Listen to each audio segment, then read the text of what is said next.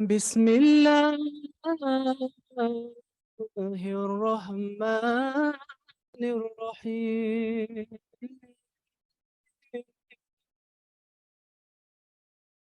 वद्दुहा वल्लैलि इज़ा सजा मा यद्दअक रब्बुक वमा क़ला वलल्आखिरतु खैरुल लक मिनल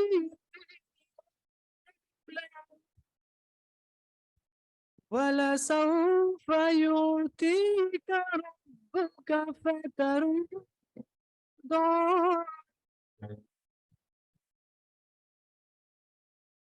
अलम यजिदक यतीमन वजदक ضالا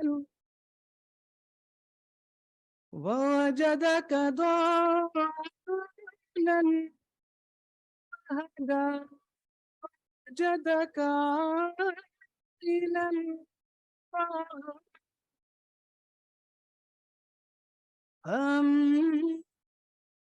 اليتيم فلا تقهر وأما السائل فلا تنهر وأما بنعمة ربك فحدث صدق الله العلي العظيم।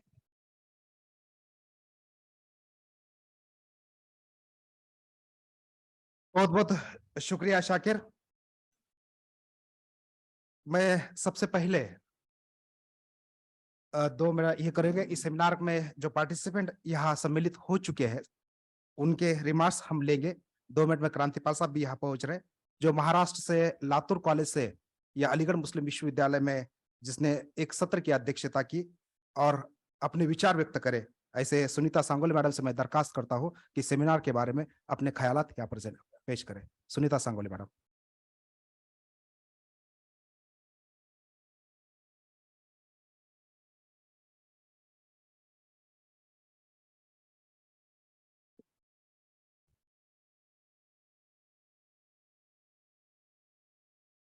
मंच पर आसीन सभी अभिभावक, प्रोवीसी मोहम्मद गुलरेज जी, मंच पर उपस्थित सम्मानीय शैलेंद्र जी लेंडे सर, परमजीत जी सिंह, मिर्जा जी बेग, क्रांतिपाल जी सर, और इस सेमिनार के कोऑर्डिनेटर डॉक्टर ताहिर जी पठान और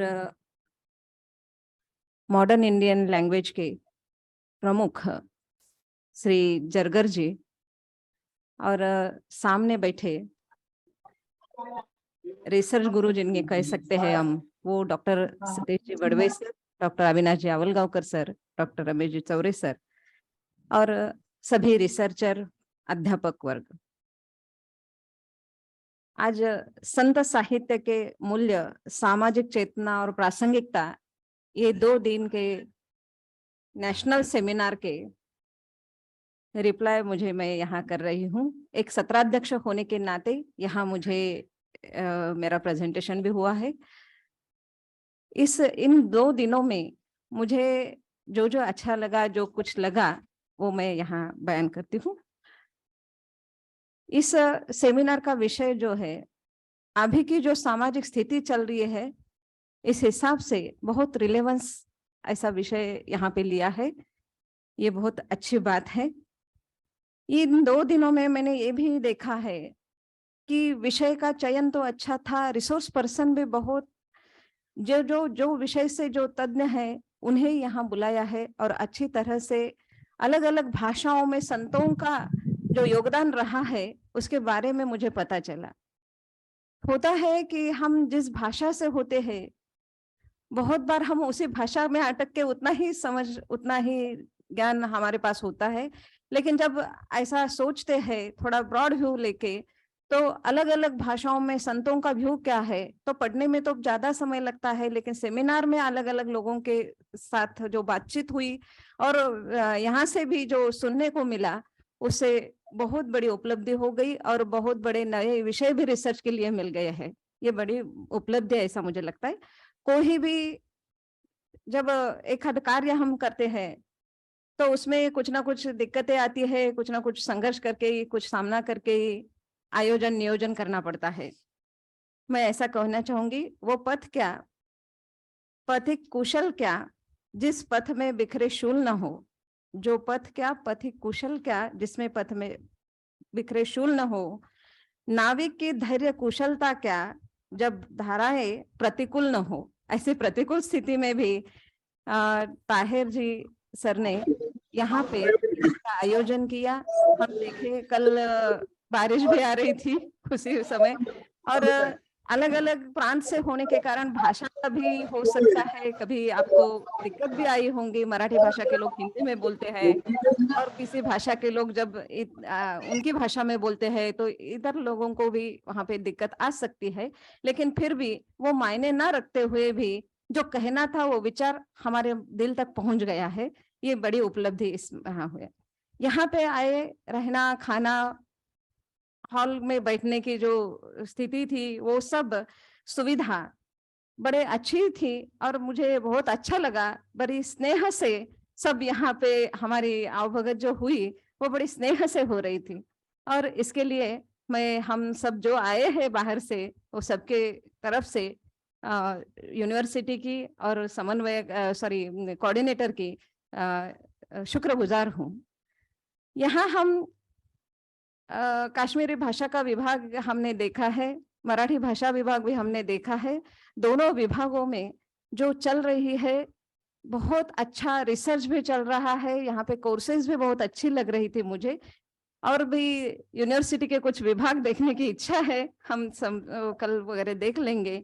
इस सेमिनार के कारण हमें यहाँ निमंत्रित किया। हमें ये सेमिनार तो बहुत अच्छा ही लगा, उसके एक्सेलेंट ऐसा रिमार्क मैं दे सकती हूँ, इतना अच्छा लगा है क्योंकि जो चर्चा जिस विषय पे होनी चाहिए थे उस विषय पे लेके चर्चा हो रही है और अभी भी वो जारी है। एक सत्र लास्ट का हम सुनने वाले हैं और बाद में इसका अंक जो प्रकाशित होगा उसमें से भी हमें बहुत अच्छा मिलने वाला है, इसका आज ही मुझे यकीन आ रहा है। इस संगोष्ठी की वजह से हम यहाँ आए, आपने हमें सम्मान दिया, उसके लिए मैं शुक्रगुजार हूँ। ऐसा ही आयोजन फिर से भी आप करें तो उसके लिए शुभकामनाएं हैं। धन्यवाद। बहुत बहुत शुक्रिया सुनीता सांगोले मैडम। इसके बाद government degree college Tral Jammu Kashmir से अरशद मलिक यहाँ पर आ चुके हैं। तुमने अपना पर्चा, अपना आलेख, रिसर्च पेपर यहाँ पर पढ़ा। इस सेमिनार के बारे में अरशद मलिक अपने ख्यालात पेश करेंगे। अरशद मलिक, जम्मू कश्मीर।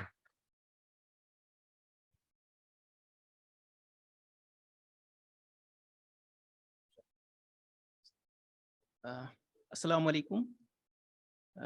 एक दो बातें कर लूँगा, उसके साथ ही मैं यहाँ से जा रहा हूँ।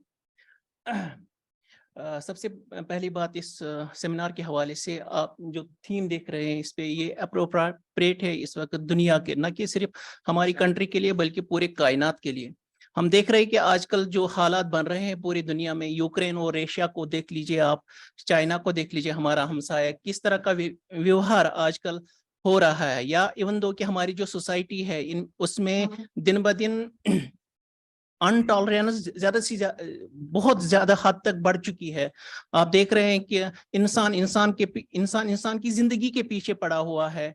कहीं पे आप देख लीजिए कोई खुदकुशी कर लेता है, किसी को जिंदा जला देते हैं, किसी जगह दंगे, कुछ किसी जगह ये, तो उस हिसाब से अगर देखा जाए तो इस प्रोग्राम का जो ये टाइटल था बिल्कुल अप्रोप्रिएट है इस वक्त की सिचुएशन के लिए। तो इसके लिए मैं जो ऑर्गेनाइजर से इस सेमिनार के, वो बहुत ही ज्यादा मुबारकबाद के काबिल है इस मामले में। दूसरी बात ये कहूँगा कि जब भी मैं अलीगढ़ आता हूँ, क्योंकि यही से पढ़ा लिखा हुआ हूँ, इसी डिपार्टमेंट का पास आउट हूँ, तो जब भी यहाँ आ जाता हूँ तो एक ताजगी और एक जोश लेके वापस चला जाता हूँ। लेकिन अब की बार कुछ अलग ही लेके जा रहा हूँ। वो सिर्फ मैं नहीं बल्कि हम सब लोग लेके जा रहे हैं, वो है सूफियाना तर्ज जिंदगी। तो जो मुझे लगता है कि हम सब की कामयाबी की जामिन है। तो अगर हम चाहते हैं कि हमारी जिंदगियों में सुकून आ जाए, हम परेशानियों में न घेरे जाएं, कुदरत हम पे कुछ मेहरबान हो, तो उसके लिए ज़रूरी है कि सूफियाना तर्ज जिंदगी जो है वो हम इख्तियार कर लें।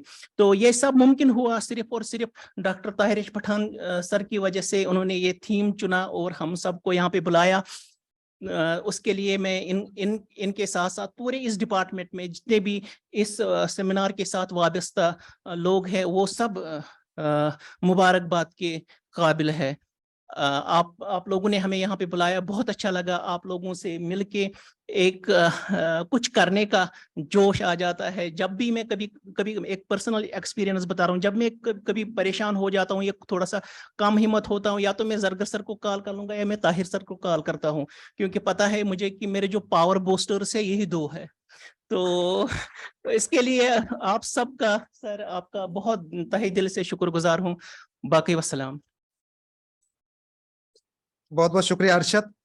मैं आदरणीय पीवीसी साहब को बताना चाहूंगा कि कल संतों के इस विचारों पर, इनके वाणियों पर आदरणीय हरमंदिर सिंह बेदी साहब, चांसलर हिमाचल सेंट्रल यूनिवर्सिटी, उन्होंने कहा था कि मैं उनकी कल फाइनेंस ऑफिसर के साथ मीटिंग थी और उन्होंने कहा था कि 5 मिनट मैं आपको संबोधित करूंगा, आशीर्वाद करूंगा। आदरणीय हरमंदिर सिंह बेदी साहब हिमाचल प्रदेश से लगभग 45 मिनट का कीनोट एड्रेस हमने दिया था। जैसे कि मार्च एंडिंग चल रहा है, विश्वविद्यालय में अलग अलग प्रोग्राम होते हैं, वीसी साहब ने कहा था कि 1 घंटा मैं आपके पास प्रोग्राम के लिए आऊंगा, और लगभग 2 घंटे 8 फैकल्टी लॉज में वीसी साहब इस प्रोग्राम को सुनते रहे। इस प्रोग्राम के लिए डॉक्टर बाबा साहब अम्बेडकर मराठवाड़ा विश्वविद्यालय से मराठी के पूर्व विभाग प्रमुख और संत साहित्य के अभ्यासक जो सभागार में उपस्थित है, आदरणीय डॉक्टर सतीश बड़वे साहब, उन्हीं के साथ में पुणे विश्वविद्यालय के विभाग प्रमुख अविनाश अवनगांवकर साहब, इसी के साथ में मंजित सिंह जो दिल्ली विश्वविद्यालय में पंजाबी विभाग के प्रमुख रह चुके हैं, उसी के साथ में मनमोहन जीत जिन्हें साहित्य अकादमी से सम्मानित किया गया था। ऐसे महान हस्तियां 8 फैकल्टी लॉज में संत साहित्य की सामाजिकता, मूल्यात्मकता और समकालीन प्रस्तुतता के ऊपर अपने विचारात ख्यालात पेश करें। हमने शेड्यूल बनाया था सर, इनॉग्रल सेशन हमारा 1.5 घंटे का होगा, लगभग 3.25 घंटे तक इनॉग्रल सेशन चलता रहा। उसके बाद रात के 7:15 बजे तक हमारे ऑनलाइन और ऑफलाइन पेपर प्रेजेंट होते रहे। और ऐसे हाल में अभी तक सवेरे तक एक सेशन ऑफलाइन चलता रहा, एक सेशन ऑनलाइन चलता रहा, और ऐसे सेशन में मराठी संत होंगे, पंजाबी संत होंगे, और सब संतों के विचारों पर, कार्यों पर, और 21वीं सदी में इनके प्रासंगिकता के ऊपर Marathi research scholar, Punjabi research scholar, इन्होंने महत्वपूर्ण भूमिका अदा की। और एक नया सत्र यहाँ पर ये खत्म होने जा रहा है। इस सत्र के प्रमुख अतिथि आदरणीय pro vice chancellor professor Mohammad Gulrez साहब, जो अंतर्राष्ट्रीय ख्याति के स्कॉलर के रूप में माने जाते हैं, हमारे विश्वविद्यालय के प्रो वाइस चांसलर है, और उनका सदैव आशीर्वाद इस विभाग पे रहा है। मैं इस संगोष्ठी के समन्वयक और हमारे मार्गदर्शक आदरणीय क्रांतिपाल साहब और विभाग के चेयरपर्सन प्रोफेसर जरगर साहब से दरखास्त करता हूं कि गुलरेज साहब का आप शॉल मोमेंटो देकर गुलरेज साहब को सम्मानित करें। आदरणीय क्रांतिपाल साहब, आदरणीय जरगर साहब।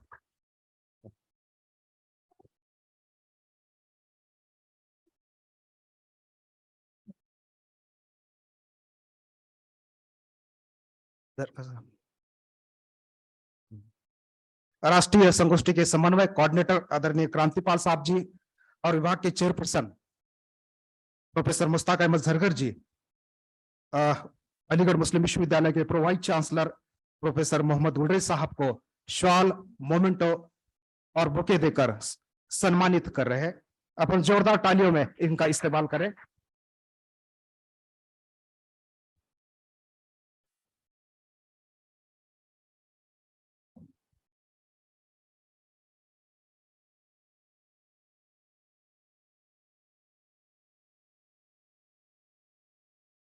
इसके बाद इस सत्र की अध्यक्षता कर रहे राष्ट्र संत तुकडोजी महाराज नागपुर विश्वविद्यालय नागपुर के मराठी विभाग प्रमुख आदरणीय प्रोफेसर शैलेंद्र लेंडे जी का भी यहाँ पे सम्मानित किया जा रहा है।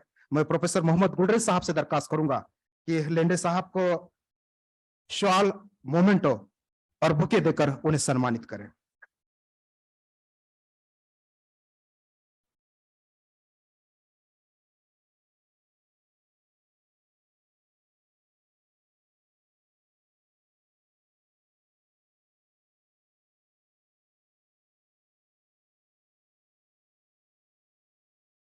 सर, इस राष्ट्रीय संगोष्ठी में काफी महान हस्तियां आ चुकी थी जिनका संत साहित्य पे महत्वपूर्ण योगदान था, चिंतन था, जिन्होंने ग्रंथ प्रकाशित किए। पर ऐसे एक सम्मानीय व्यक्ति हमारे में मौजूद है जो जिन्हें राष्ट्रीय स्तर पर नेशनल फिल्म पुरस्कार से सम्मानित किया गया। ऐसे डॉक्टर परमजीत सिंह कट्टू साहब यहाँ पर उपलब्ध है।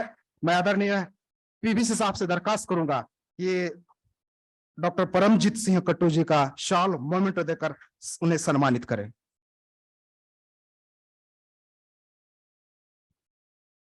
जो संत साहित्य के अभ्यासक भी है, जिन्होंने नेशनल फिल्म में अपनी एक अलग सी पहचान बनाई है और जो पंजाब से यहाँ पर संतों के कार्यों पर, विचारों पर अभिव्यक्त करने के लिए हमारे में उपस्थित है। ऐसे डॉक्टर परमजीत सिंह कट्टू जी का आदरणीय पीवीसी साहब सम्मान कर रहे हैं। उसी के साथ में सामाजिक विज्ञान शाखा के अधिष्ठाता प्रोफेसर मिर्जा असमर बेग साहब का मैं क्रांतिपाल साहब से दरखास्त करता हूं कि उनको सम्मानित करें।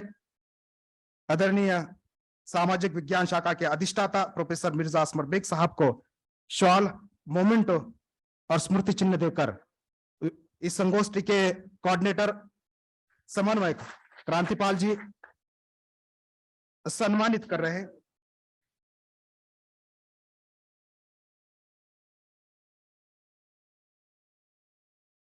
एक गुलदस्ता। इसी के साथ में उत्तर प्रदेश पंजाबी अकादमी के जनसंपर्क अधिकारी श्रीयुत अरविंद नारायण मिश्रा जी भी यहाँ पर उपस्थित है। 2 दिन से वो हमारे में है, जिनके सहयोग से हम इस राष्ट्रीय संगोष्ठी को संपन्न करने जा रहे हैं। मैं आदरणीय नजुम साहब से दरखास्त करूंगा कि अरविंद नारायण मिश्रा जी का वो बुके देकर सम्मान करें।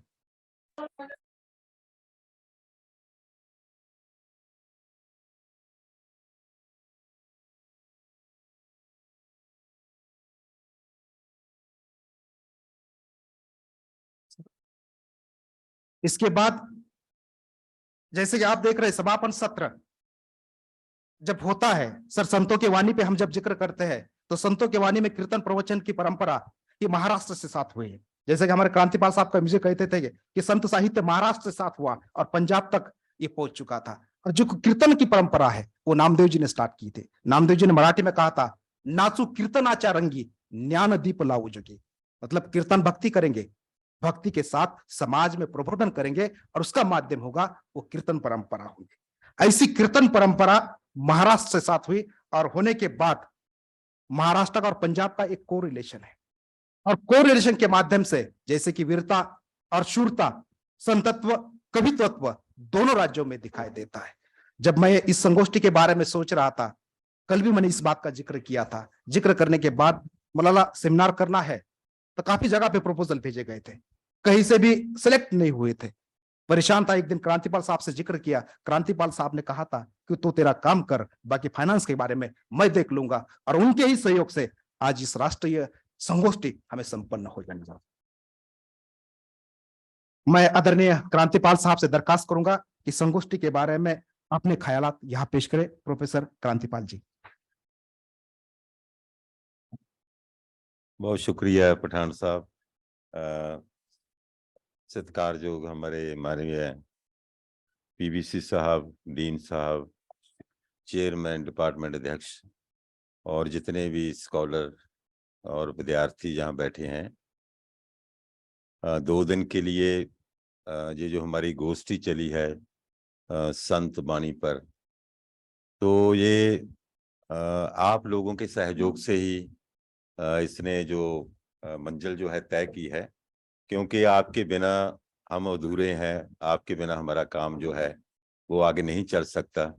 एक एकेडमिक रिश्ता है असल में हमारा जो इसमें सबसे बड़ा जो सहयोग है वो उत्तर प्रदेश पंजाबी अकादमी का है, क्योंकि उत्तर प्रदेश पंजाबी अकादमी ने हमें काफ़ी आर्थिक तौर पर मदद की, जिसके सहयोग से हम ये एक ऐसा प्लेटफॉर्म तैयार कर सके कि संतों पर अलग अलग विषय जो हैं उन पर हम बात कर सके। दूसरा है कि ये असल में ये गोष्ठी जो है ये हमारे अपने विभाग जो है उसकी एक पहचान है, क्योंकि मॉडर्न इंडियन लैंग्वेज डिपार्टमेंट जो है इसमें 7 लैंग्वेज हैं और संत बानी जो है ये मिडिवल पीरियड का एक बड़ा पार्ट है। हर भाषा में संत बानी जो है उसने मकबूल हुई है और उसने आगे जो लिखा गया है उसको भी काफ़ी एक रूप अख्तियार किया है। तो मैं चाहता हूं कि इसमें ऐसा कुछ नहीं है कि हम लोगों ने कुछ स्पेशल सहयोग दिया है, क्योंकि इसमें हमारे जो मराठी के सभी लैंग्वेज के अलग अलग सेक्शन इंचार्ज हैं, सभी अपने अपने सेक्शन में अपने अपने लैंग्वेज के लिए तालीम के लिए मेहनत कर रहे हैं। तो पठान साहब ने भी इतनी मेहनत की और सारा काम उसी का है, वो तो हमें वैसे ही एक वो दे रहे हैं कि शेरा हमर के हमने काम किया, क्योंकि इसमें मराठी सेक्शन का और खास करके उत्तर प्रदेश पंजाबी अकादमी का जो सहयोग है, और हम तो बीच में वैसे ही आ गए, क्योंकि मैं इनसे पूछ रहा था कि अगर आप उसमें थोड़ी सी दिक्कत है, क्योंकि अलीगढ़ मुस्लिम यूनिवर्सिटी में अगर कोई सेमिनार करना हो तो सिर्फ आर्थिक मदद के तौर पर सिर्फ 30,000 रुपया देती है। तो 30,000 रुपये में तो 3 लोग भी नहीं आ सकते, कौन आएगा? तो इसलिए हम चाहते थे कि इस पर थोड़ा सा बड़ा काम हो। तो फिर हमने उत्तर प्रदेश पंजाबी अकादमी का जो दर था वो खड़काया दरवाजा, वहां जाके बेल की, उनसे कहा कि ऐसा हम एक संत बानी पर काम करना चाहते हैं। तो उन्होंने बड़े खुले दिल से हमें हमारी बात को स्वीकार किया। और एक जो चीज है उसमें थोड़ी सी इमोशनल जिसे कहते हैं भावुक तौर पर मेरे साथ जुड़ी हुई है, क्योंकि हमारा मराठियों से कुछ ऐसा रिश्ता है महाराष्ट्र से, क्योंकि मेरी एक्चुअली मेरे जो पिताजी थे वो पंजाबी के छोटे से एक लेखक थे, राइटर थे, और मेरी जो मदर थी वो महाराष्ट्र की थी। मेरी ये कहते हैं कि जो मदर जन्म देती है वो बड़ी नहीं होती, लेकिन जो पाल के बड़ा करती है वो बड़ी होती है। तो जिस औरत ने मुझे 4 साल की उम्र के बाद मुझे बड़ा किया, जिसने मुझे यहाँ तक अलीगढ़ यूनिवर्सिटी तक मैं पहुंचा, तो वो मेरी जो माँ थी वो नागपुर की पाटल खानदान से महाराष्ट्र की रहने वाली थी। 2019 से में 2019 में उनका भी इंतकाल हो गया है, लेकिन हमारी बदकिस्मती है कि हमारे उन्होंने तो अच्छी तरह पंजाबी सीख ली, पर हमारे किसी भी परिवार ने मराठी नहीं सीखी। तो मेरे पिताजी अक्सर ये कहा करते थे, क्योंकि वो भी अब इस दुनिया में नहीं है, तो वो कहा करते थे कि मुझे किताबों में जो रॉयल्टी मिली उसका तो कोई जिक्र नहीं, लेकिन मुझे सबसे बड़ी रॉयल्टी जो मिली वो तुम्हारी माँ मिली, क्योंकि मेरी मदर जो थी वो पाठक थी, रीडर थी वो। तो मेरे पिताजी अनुवाद होके सभी भारतीय भाषाओं में छपे हैं और काफी उन पर काम किया है लोगों ने। साहित्य अकादमी उनको और शहरयार साहब को 1987 में एक ही टाइम साहित्य अकादमी अवार्ड मिला था। तो वो जब उनकी कुछ रचनाएं मराठी में छपती थी, तो वो मेरी जो माँ थी वो हम तो 4 बहन भाई थे, तो वो अपना सारा परिवार महाराष्ट्र छोड़ के मेरे बाप के पीछे हमारे घर आ गई। तो 1977 में, तो 2019 में उनका इंतकाल हो गया। तो ये मराठियों, तो मैं जब भी इनको देखता हूँ तो मुझे पुराने रिश्ते याद आ जाते हैं। तो मैंने इनसे कहा, मैंने कहा ये रिश्ता बना रहे अच्छा है, क्योंकि मेरा भी जो एक हिंदू मिथोलॉजी में होता है कि अगर आप अपने पितरों की सेवा नहीं करते तो आप कष्ट भोगते हैं। तो मैं ये सोचता हूँ कि मुझे कहीं भी कोई महाराष्ट्र का आदमी मिल जाए, मेरा सिर झुक जाता है। मुझे लगता है कि मैंने उनका कोई कर्ज देना है। तो ये तो मतलब एक रिश्ता है मराठी से, तो ये रिश्ता चलता रहेगा, लेकिन इस रिश्ते को जो मजबूत किया वो किया उत्तर प्रदेश पंजाबी अकादमी ने। मैं उनका आभारी हूँ, आप सबका आभारी हूँ। बहुत शुक्रिया। बहुत बहुत शुक्रिया क्रांतिपाल साहब, आपके माध्यम से यह मुमकिन हुआ कि हरमंदिर सिंह बेदी साहब जो चांसलर थे, जो पद्मश्री थे और जिन्होंने इस विभाग में आकर लगभग 45 मिनट ऑनलाइन के तौर पर मार्गदर्शन किया, साहित्य अकादमी के मंजीत सिंह हो गए, मोहनजीत सिंह हो गए, इन्होंने संतों के वाणी पर यह जागर किया। बहुत बहुत शुक्रिया आपका, आपके सहयोग से ही ये राष्ट्रीय संगोष्ठी आगे बढ़ रही है। इसके बाद मैं विभाग के चेयरपर्सन प्रोफेसर मुश्ताक अहमद जरगर साहब से मैं दरखास्त करता हूं कि वो चेयरपर्सन के रिमार्क्स यहाँ पर दे। प्रोफेसर मुश्ताक अहमद जरगर साहब।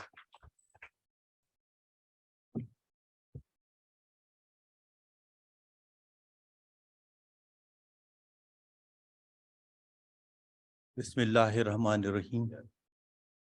मोहतरम पीवीसी साहब, मोहतरम dean faculty of arts professor Asfar Baig साहिब, मेहमानानी गिरामी, ख़वातीन व हज़रात, अस्सलाम वालेकुम व रहमतुल्लाहि व बरकातुहू।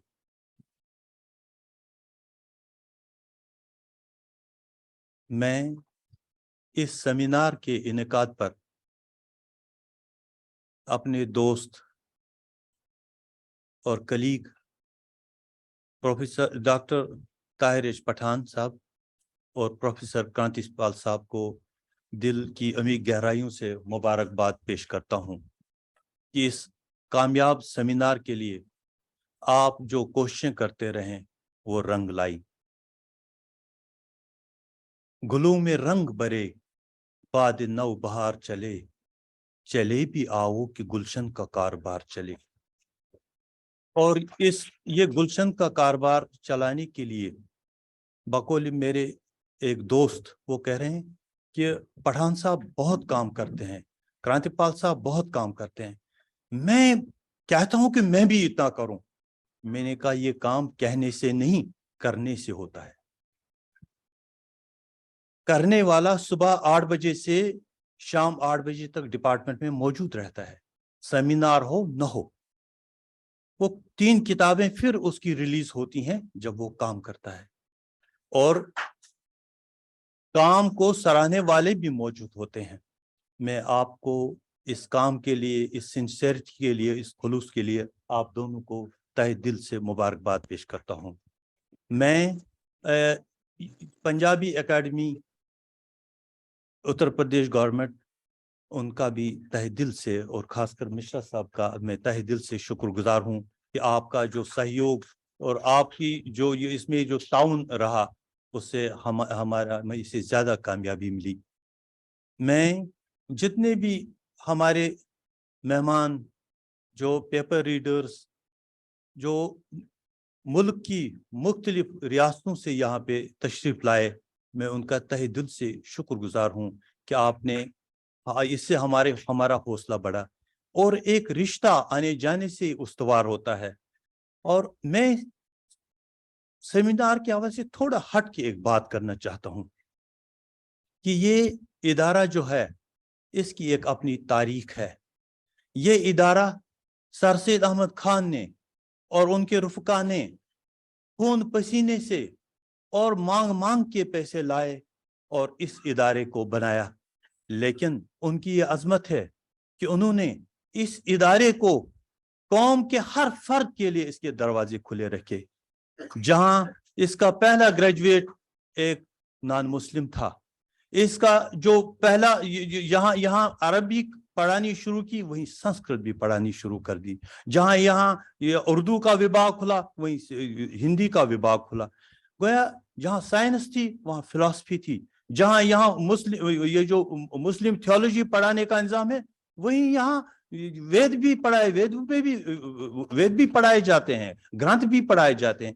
यानी ये जो इदारा है इसके दरवाजे हमेशा एकेडमिक डिस्कोर्स के लिए और नजरियात को समझने और समझाने के लिए खुले रहे हैं। और ये आज का सेमिनार उसी बात की एक कड़ी है, उसी का एक सिलसिला है। सर सैयद अहमद खान ने जो इंटरफेथ डायलॉग है, जो उनकी उसमें किताब लिखी है, उस टाइम भी इंटरफेयर चलता था, अंग्रेजों के साथ चलता था, ईसाइयों के साथ चलता था, और नॉन हिंदुओं के साथ चलता था, हर तबके से इंटरफेयर जारी रहा।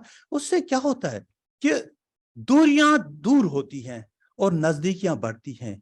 अब दूर से क्या होते हैं कि उसमें खदशात रहते हैं, लेकिन पास आने से खदशात दूर होते हैं। लेकिन आज का जो ये सेमिनार है, इसमें जो हमने मुख्तलिफ भाषाओं में और मुख्तलिफ रीजन्स में हमने देखा कि सूफी संत कैसे सोचते हैं, लेकिन तकरीबन हम इस बात पे सब मुतफिक हैं कि वो एक ही तरह सोचते हैं। उनकी जबान अलग हो सकती है, उनके कहने का तरीका अलग हो सकता है, लेकिन तकरीबन वो एक तरह के सोचते हैं और वो इंसानियत की बात करते हैं। तो इसीलिए इकबाल जिसे हम कहते हैं, वो मतलब उसे कहते हैं कि ये एक फलसफी शायर है। ये उसने वो मतलब जो इस्लामिक फिलॉसफी बहुत कूट के बरी है उनकी शायरी में, लेकिन वो इंसान भी, वो भी ये कहने पर मजबूर क्या आमादा हो गया। वो कहते हैं कि उनकी जो नया शिवाला जो उनकी है, उसमें एक शेर है जो मैं अर्ज करूं आपसे। शक्ति भी शांति भी भक्तों के गीत में है, शक्ति भी शांति भी भक्तों के गीत में है, धरती के बासियों की मुक्ति भी प्रीत में है। ये प्रीत, ये गीत, ये हमें हमारे दिल तक जाते हैं। हम बात तो इसमें बहुत सारी हो सकते हैं, क्योंकि ये थोड़ा कंक्लूडिंग रिमार्क्स हम देते हैं। हम एक जो है ना, एक सिंथेसिस होती है विचारधाराओं की, या जो हम एक इत्फाक होता है, वो इस बात पे इत्फाक कि दर्द दिल के वास्ते पैदा किया इंसान को, वरन तात के लिए कुछ कम न थे करो बिया। शुक्रिया। बहुत बहुत शुक्रिया सर। जैसे कि आपने कहा कि इस राष्ट्रीय संगोष्ठी की सफलता के लिए क्रांतिपाल जी और मेरा जिक्र किया, मैं पीवीसी साहब को बताना चाहता हूं कि ये सेमिनार जब से हमने अरेंज किया था, मेरे विभाग के चेयरपर्सन तो मेरे साथ ही थे, क्रांतिपाल साहब मेरे साथ में थे, प्रोफेसर ए नुजुम साहब बार बार मेरे पास आते गए और उन्होंने कहा कि ये संत लिटरेचर सिर्फ पंजाबी और मराठी के बीच में नहीं रहेगा, या बात होगी मलयालम की बात होगी, या तमिल की बात होगी, या तेलुगु की बात होगी, कश्मीरी की बात होगी। इस दौर पर प्रोफेसर ए नुजुम साहब, हमारे सतीशन साहब इस वक्त बीमार चल रहे, उन्होंने भी बार बार फोन किया, डॉक्टर अमीना खातून, इन्होंने भी अपना पर्चा पढ़ा, कासिम सर होंगे, तमिल से लोग होंगे, सबका कॉपरेशन मिलकर आज इस राष्ट्रीय संगोष्ठी को हम सफलता की ओर ले चले हैं। मैं इसके बाद हमारे इस प्रोग्राम के अतिथि के तौर पर हमारे में उपस्थित आदरणीय डॉक्टर परमजीत सिंह कट्टू, जिन्हें राष्ट्रीय नेशनल फिल्म पुरस्कार से सम्मानित किया गया है, जिनका लघु फिल्म थी अड्डा खड्डा 2012 में इन्हें पुरस्कार मिल चुका। उनके 15 शोध आलेख, लगभग काफी किताबें प्रकाशित हो चुकी है, 50 के करीब लेख प्रकाशित हो चुके हैं, और नेशनल फिल्म से जिन्हें सम्मानित किया गया है, ऐसे आदरणीय डॉक्टर परमजीत सिंह कट्टू साहब से मैं दरखास्त करता हूं कि वो अपने ख्यालात का इजारा करें। डॉक्टर परमजीत सिंह कट्टू जी।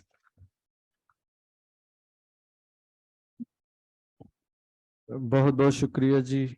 मंच पर विराजमान pro vice chancellor sir, dean sir, doctor Krantipal ji, doctor Tahir ji और चेयरपर्सन, और आप सभी को मेरा प्रणाम भी है और सत श्री अकाल भी।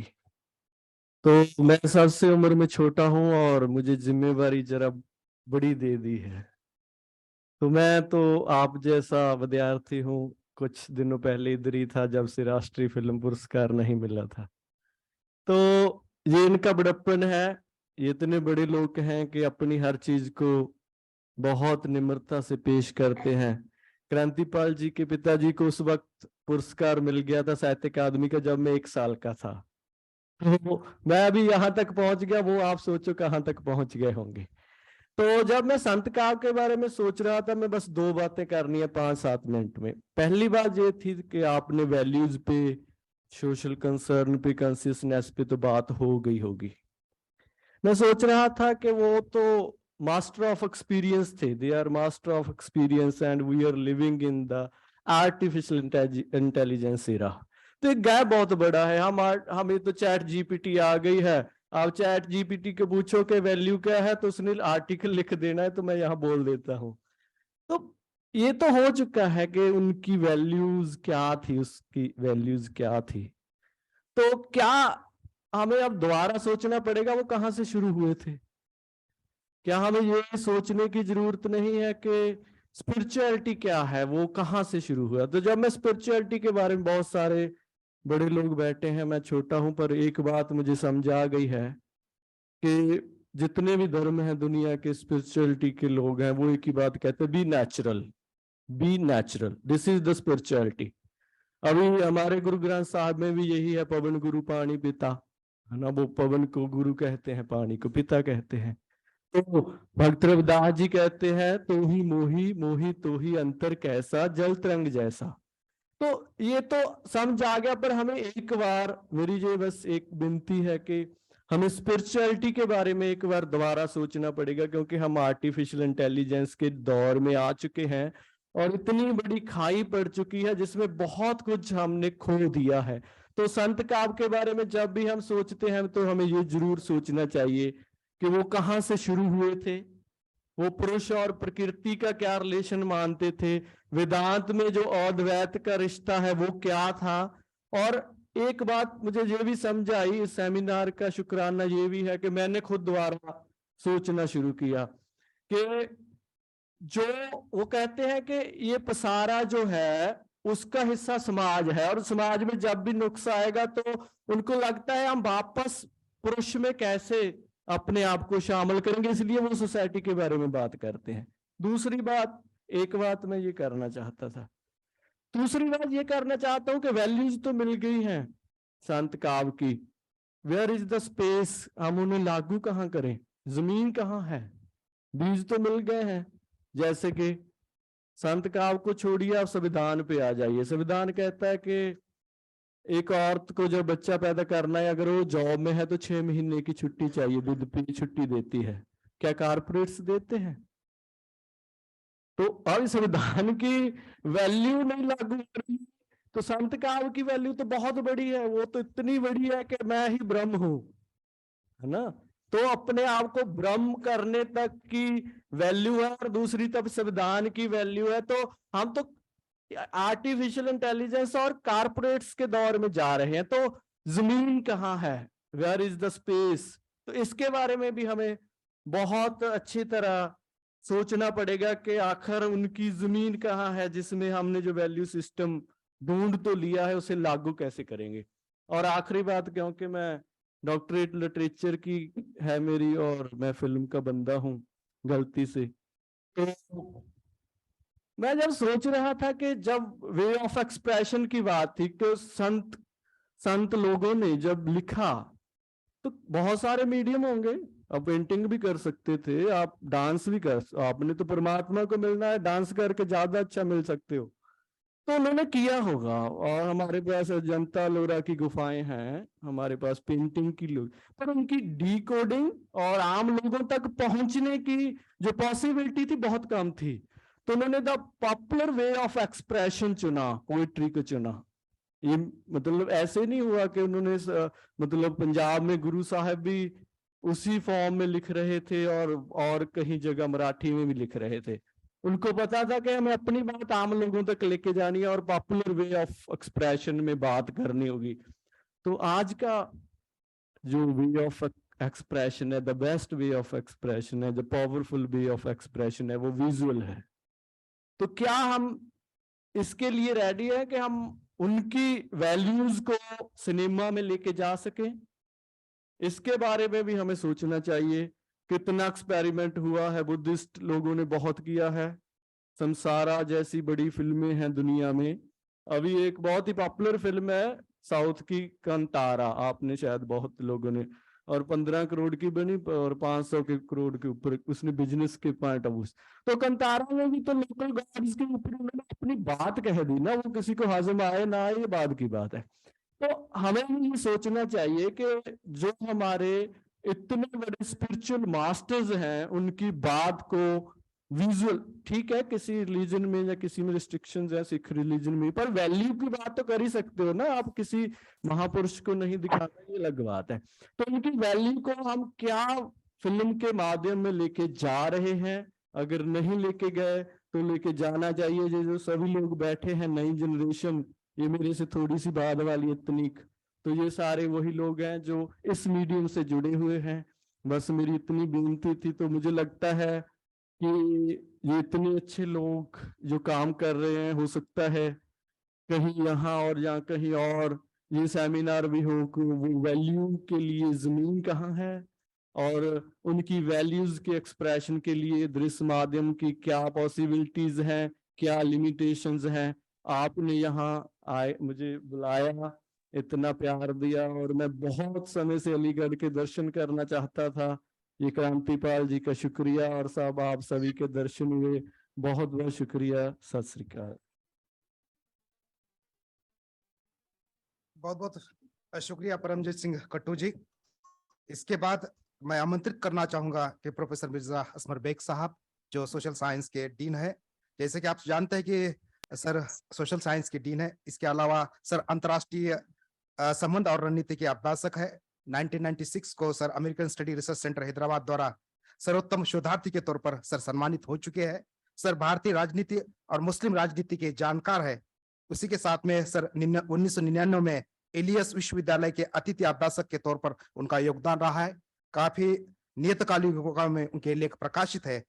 ऐसे आदरणीय प्रोफेसर मिर्जा असमर बेग साहब आज अतिथि के तौर पर हमारे में उपस्थित है। मैं आदरणीय सर से दरखास्त करता हूं कि वो अपने विचार यहाँ रखें। आदरणीय मिर्जा असमर बेग साहब। Mr. Pro Vice Chancellor, Pathan Saab, Zargar Saab, or the other dignitaries sitting on the dais, learned delegates of the seminar, dear students. It is a matter of great pleasure for me that I have been given this opportunity to speak in this seminar, although modern Indian languages is a very important department, but unfortunately for me, I am visiting this department for the first time today. And the topic I think is very interesting. I couldn't attend the sessions, but we are talking about values and social consciousness. I just would like to flag 2-3 points. One, that you see in today's world, all the values, or generally the values which have become universal values, are alien values, rather Western values. And the unfortunate thing is that those values have become so very common globally that we have internalized them as the only values available. I'll give you just 2 examples of the youngsters. Youngsters means young kids, boys and girls, younger than most students here.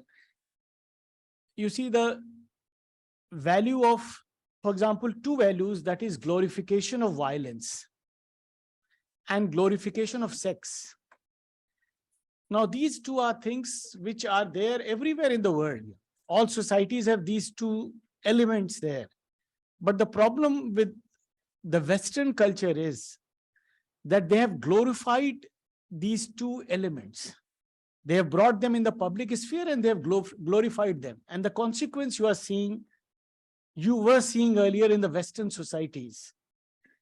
You saw young kids, of class 5 or class 6 murdering their classmates, and all kinds of, crimes emanating from these 2 values getting glorified publicly. Now, what has happened that by our blind imitation of these values, the problems which we earlier used to read and see in Western societies have become our own problems. The same problems are being witnessed by us in our societies, that is non-Western societies. And similarly, there are so many other values which were earlier alien, but which are ours now. And we are, in many ways, we are very defensive about our own value system. So therefore, this seminar gives us a platform to think that how we can raise social consciousness about useful values, which are inherent in different literatures. Many of those subjects are being taught in the modern Indian languages department. So that is, how we need to reflect upon them. Actually, seminars are platforms where we just stop and try to reflect upon what is wrong, And that is the social relevance of issues which we raise up in seminars. So I think this is one opportunity for all of us, teachers and students as well, to reflect upon our own choices, our own preferences of values, and try to see what is wrong with our value system, whether somebody else from somewhere else is conditioning our value systems, or it is something very natural. So things which we think are natural are actually not natural. They are in some ways being imposed upon us by different mediums, maybe the media or other instruments, which we all understand. So thank you for having me here, and that's what I want to say. Thank you. बहुत बहुत शुक्रिया sir. इसके बाद जो राष्ट्र संत तुकडोजी महाराज नागपुर विश्वविद्यालय से यहाँ पर तशरीफ ला चुके हैं और समापन सत्र के जो अध्यक्षता कर रहे हैं, ऐसे आदरणीय शैलेंद्र लेंडे सर अपने ख्यालात अपने सामने रखेंगे। आदरणीय शैलेंद्र लेंडे सर मराठी विभाग के विभाग प्रमुख है। इसके अलावा सर अंबेडकर अध्यासन केंद्र के भी प्रमुख है। आदरणीय शैलेंद्र लेंडे सर के लगभग 8 किताबें प्रकाशित हो चुकी है, जिनमें मराठी साहित्य के विवेकवाद, गोपाल गणेश अगरकर, उसके साथ में अंबेडकरी कविता का वर्तमान, साहित्य का मूलवेद, अर्वाचीन मराठी साहित्य, ऐसे काफी साहित्य सर के प्रकाशित हो चुके हैं। और सर इस राष्ट्रीय संगोष्ठी के समापन सत्र की अध्यक्षता कर रहे हैं। सर नागपुर से यहाँ तशरीफ ला चुके हैं। मैं आदरणीय प्रोफेसर शैलेंद्र लेंडे साहब को सम्मान से यहाँ पर आमंत्रित करता हूँ। प्रोफेसर शैलेंद्र लेंडे साहब।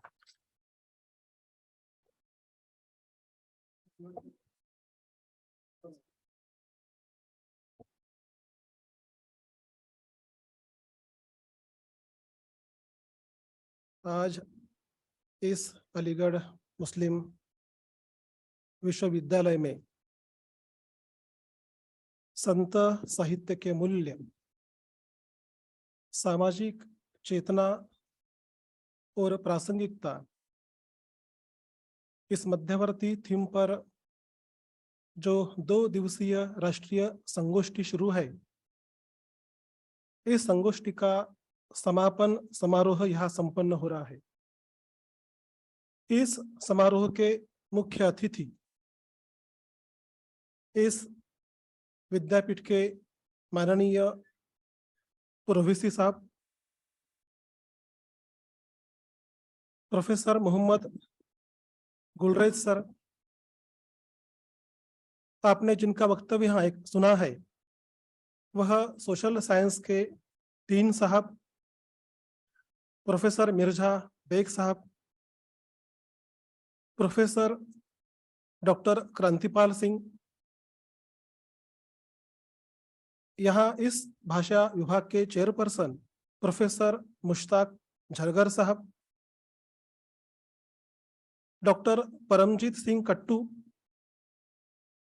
और इस सभागार में उपस्थित सम्माननीय अभ्यासक बहनों और भाइयों, गत 2 दिनों से हम सभी संत साहित्य के संदर्भ में यह विमर्श कर रहे हैं। इस विमर्श में इस संगोष्ठी के उद्घाटन सत्र से यहाँ तक संत साहित्य के मूल्यों के संदर्भ में बहुत ही गहन चर्चा हुई है।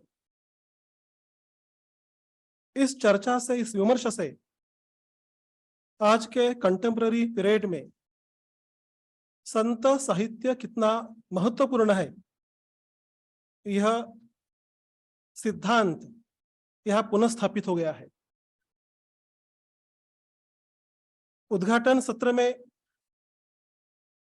जिन्होंने यहाँ बीच भाषण किया है, हरमोहंदर सिंह बेदी, उन्होंने बाबा शेख फरीद के शुरुआती दौर के साहित्य से तो अभी के कंटेम्पररी लिटरेचर तक संत साहित्य किस तरह महत्वपूर्ण साबित हुआ है, इसके बारे में यहाँ बहुत सारे दाखले दिए। सूफी संतों से चली हुई ये परंपरा समकालीन परिप्रेक्ष्य में कितनी महत्वपूर्ण साबित होती है, यह उनके वक्तव्य से हमने सब समझ लिया है।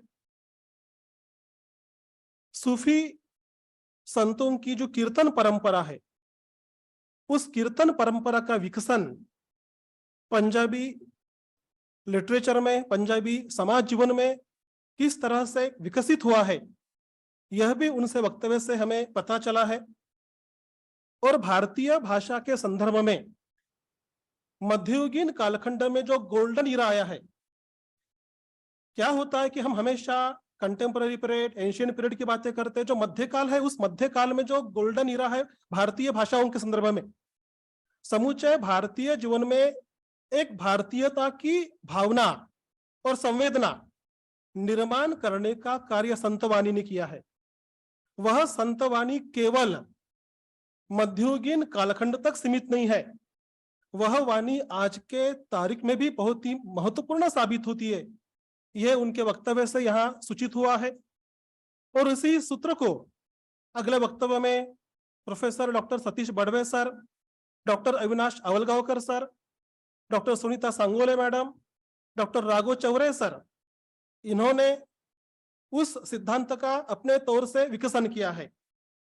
यहाँ पर मराठी लिटरेचर और पंजाबी लिटरेचर, इन दो साहित्य को केंद्रवर्ती रखते हुए संत साहित्य की चर्चा हुई है और इसका समापन यहाँ पर होने जा रहा है। मैं यहाँ पे संत साहित्य के बारे में पुनर्विचार करने की कोशिश हल्के से तौर पे करने का प्रयास करता हूं। जिस बिंदु पर यहाँ पे चर्चा ने रूप लिया है, उस बिंदु के आगे जो कुछ तत्व है उनके बारे में मैं यहाँ कुछ बातें रखना चाहता हूं, उनके तरफ आपका ध्यान आकर्षित करना चाहता हूं। आपको मालूम है कि संत साहित्य यह आध्यात्मिकता का साहित्य है। मध्ययुगीन कालखंड में संत साहित्य ने अध्यात्म का प्रकाश समूचे समाज के मन में प्रेरित किया है। स्पिरिचुअलिटी यह उसका एम है। ईश्वर निष्ठा, राम निष्ठा, रहीम निष्ठा, कृष्ण निष्ठा, विठल निष्ठा, मतलब परम तत्व से व्यक्ति का संबंध जोड़ने की प्रक्रिया समूचे संत साहित्य में हमें दिखाई देती है। उसका अनुषंगिक भाग, इसके तहत हम सामाजिकता की तरफ देखते हैं। बेसिकली संत साहित्य ये व्यक्ति और ईश्वर, व्यक्ति और परम तत्व, इनमें अनुबंध निर्माण करने के लिए तैयार हुआ है। उसके साथ आध्यात्मिकता का आविष्कार होने के साथ साथ संत साहित्य ने सामाजिकता भी कभी आईना दिखाया है। समाज को एक नई दिशा देनी चाहिए, ऐसा विचार, ऐसी सोच उनके वक्तव्य से, उनके वाणी से हमें मिलती है। ये सामाजिकता किस प्रकार की है? उसमें कुछ वैल्यूज है, जो वैल्यूज केवल कल के दौर में महत्वपूर्ण नहीं थे, वह आज के दौर में भी हमें बहुत ही अहम दिखलाई देते हैं। तो इस प्रकार आध्यात्मिकता के दृष्टि से संत साहित्य निर्माण हुआ है, लेकिन उसका गंतव्य स्थान सामाजिकता है। समूचे समाज में नई चेतना निर्माण करना चाहिए, इस दृष्टि से उन्होंने अपनी बातें समाज की तरफ रखी है। लेकिन हम जब आज के तारीख में, आज के दौर में समकालीन कंटेम्पररी पीरियड के संदर्भ में सोचते हैं, तो कुछ सवाल हमारे मन में तैयार होते हैं। उन सवालों को केवल मैं आपके सामने रखना चाहता हूं। आपको मालूम है कबीर साहब है, रैदास है, गुरु नानक जी है, महाराष्ट्र में संत नामदेव है, ज्ञानेश्वर है, संत परिवार है, चोखा मेला, कर्म मेला, सोयराबाई, जनाबाई, सेना नवी, परिसा भागवत, विसा खेचर, तुकाराम, रामदास, बहनाबाई, ये संत लोग हैं। इन सभी संतों ने समूचे जीवन के उस कालखंड के आडंबर को दूर करने का प्रयास किया है। जो कुछ भी कुप्रथाएं समाज में प्रतिष्ठित थी, उनको दूर करने के लिए संत साहित्य कटिबद्ध था और इसलिए संत साहित्य ने उन वैल्यूज को अपने वक्तव्य से, वाणी से रखने का कार्य किया है। मुझे ये बात यहाँ रखना ज्यादा महत्वपूर्ण लगता है कि 20वीं सदी में महात्मा गांधी जी ने जिन सदाचार, दया, करुणा, परस्पर सहभाव, अहिंसा, सत्याग्रह, इन मूल्यों की नींव भारत में रखी, उन नींव को मजबूत करने का कार्य संत साहित्य ने किया था। मुझे यह बताना आवश्यक लगता है कि बुद्ध वाणी से, बुद्ध विचारों से और सूफी संप्रदाय के तत्वों से संत साहित्य ने नई ऊर्जितावस्था प्राप्त की है। जिस तरह बुद्ध साहित्य में करुणा है, दया भाव है, सूफी संतों के साहित्य में एक तरह का करुणा दृष्टि है, उनको अपने तरह से, अपने हिसाब से, अपने संप्रदाय की दृष्टि से रखने का कार्य संतों ने किया है। मराठी में संत तुकाराम हुए हैं, उनकी एक रचना है, मैं केवल उनका उल्लेख यहाँ करना चाहता हूँ। पापाची वासना नको दाऊ डोळा, त्याहुनी अंधड़ा बराच मी। जो है ना 3 बंदर, बुरा मत देखो, बुरा मत सुनो, बुरा मत कहो। यह फिलोसॉफी बेसिकली संत तुकाराम के अभंगावली से महात्मा गांधी जी ने प्राप्त किए और यह विचार बेसिकली बुद्ध विचार में आया है। तुकाराम साहब कहते हैं कि पापाची वासना नको दाहू डोळा, मेरे दृष्टि को पाप मत दिखाओ, उससे मैं अंधा अच्छा हूं। त्याहुनी अंधा बरा मी, निंदेचे श्रवण नको माझे कानी, किसी की निंदा मेरे कान पे मत आने दे। बधिर करोनी ठेवी देवा, उससे मैं बहरा अच्छा हूं। और अपवित्र वाणी नको माझ्या मुखा, त्याहुनी मुका बराच मी, और अपवित्र बोलना है तो मुझे नहीं चाहिए, उससे मैं जो कुछ बोलने सकता हूं अच्छा है। मतलब अच्छा सुनना, अच्छा विचार करना, अच्छा देखना, ये जो संत परंपरा का विचार है वह आधुनिक कालखंड में महात्मा गांधी जी अपने ढंग से, अपने तरीके से लोगों के मन में पेरने का कोशिश करते हैं। तो बुद्ध विचार, सूफियाना विचार, गुरु ग्रंथ साहब का विचार, नामदेव जी का विचार, नारायण गुरु जी का विचार, बंगाली संतों का विचार, इन सभी संतों लोगों ने इस समाज को मध्यकालीन कालखंड में नया एक विचार देने का प्रयास किया है। केवल मैं आप अंतिम 4-5 मिनट में समकालीन दौर के संदर्भ में संत साहित्य कितना अहम होता है ये आपके सामने रखने की कोशिश करता हूं। धर्म और नीति, इनका अनुबंध हम संत साहित्य में पाते हैं। मैं एक बात रखना चाहता हूं, 19वीं सदी में क्या हुआ था? 19वीं सदी में जब वेस्टर्न नॉलेज इंडिया में आया, उस समय में धर्म और नीति के बारे में नए सवाल निर्माण हुए थे। धर्म के आधार से ही समाज में नीति प्रस्थापित होती है क्या, यह एक सवाल वेस्टर्न कल्चर के संदर्भ में निर्माण हुआ था। और धर्म के सिवाय, धर्म के अलावा, धर्म के बिना समाज में या व्यक्ति में नीति आ सकती क्या, यह भी सवाल उस टाइम आया था। और इसका उत्तर लोकहितवादी देशमुख, गोपाल गणेश आगरकर, महात्मा फुले, इन विचारकों ने नई तरीके से देने का प्रयास किया। महात्मा फुले जी ने सत्य शोधक समाज की निर्मित की और 20वीं सदी में डॉक्टर बाबा साहब अंबेडकर ने बौद्ध धम्म का स्वीकार किया, धर्म का नहीं। मतलब धम्म और धर्म में तफावत अंबेडकर करना चाहते हैं। नीति यह केवल धर्म के आधार से ही प्रस्थापित हो सकती है, इस धारणा को नकारने का कार्य आधुनिक विचार उस जमाने में करते हैं। आज के कालखंड में भी हम नीति का विचार केवल संत साहित्य के आधार पर करना चाहते हैं। ये बात सही है, संत साहित्य बहुत महत्वपूर्ण है, लेकिन उनको कालखंड की मर्यादा भी पड़ी थी, इसको भी हमें समझना चाहिए। संत का विचार उस तारीख में सुसंगत था, आज भी है, लेकिन जो कुछ क्वेश्चंस 19वीं सदी में अनुत्तरित रह गए थे, उन क्वेश्चंस को आंसर देने का कार्य फुले जी, अंबेडकर जी अपने हिसाब से करना चाहते हैं।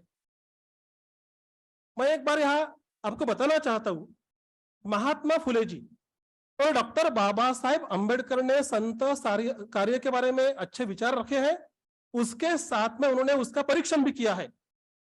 संत चोखा मेला, संत कर्म मेला, सोयराबाई, जनाबाई, कान्हो पात्रा, यह सब दलित वर्ग के संत कवयित्री कवि थे।